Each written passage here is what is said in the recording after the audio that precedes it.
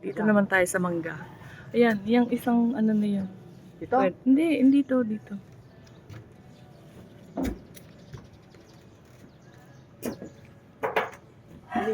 Yan. Yan. Oo. Sigurado ka ito.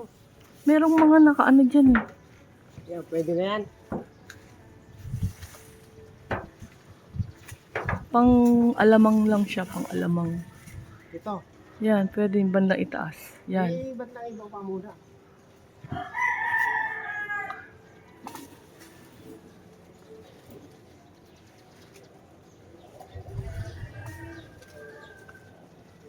Maliliit ang bunga niya ngayon, no?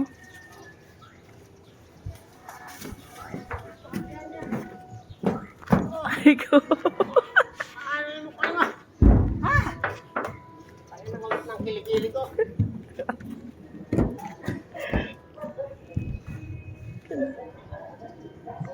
Maliliit ng bunga niya. Sarap sa alamang. Gagawa ako ng ano ko, arte. Yan o. Sino kayo? Harvest tayo sa farm. Daming antik. Kaya lang ang dami antik. Talaga sa hira ito. Hawiin mo at tignan mo. Yan. Pwede na ba yan? Ito, tatlo. Ay, pwede mo. Hindi yan pa, yun nandun sa taas. Yung sa taas niya. Ay, mabigat ka. Ay, ba't kasi pinipilit mo? Lagay mo na. Oh, waka mo. Lagay mo ulit. Ayan o. Lagay mo ma. Ayan, siya naman maglalagay na.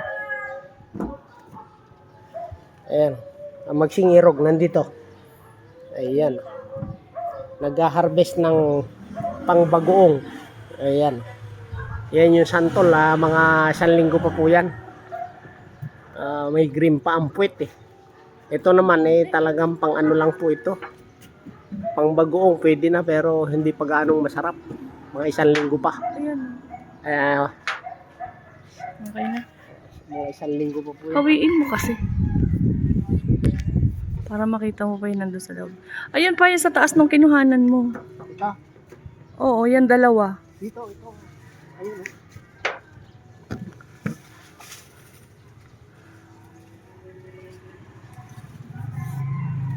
Ito, kunin ko na to. Yung sa taas, yung dalawa sa taas. Yan, hindi, ayun din, yun din. Yan, yung sanga niya. Sa bandang itaas, hindi. Ito nga oh. Taas mo konti. Yan, yung dalawa na yan. 4 kasi yan eh. Ang dami. Dalawa lang. O, tama na. Ito pa, ito. Isa. Hindi pa nga pa. Kasama yan nung kinuha ko eh. Alis yan. Mabigat. Oh. Kulit. Yung bayabas ko, wala oh. Lambong nga. Aray ko.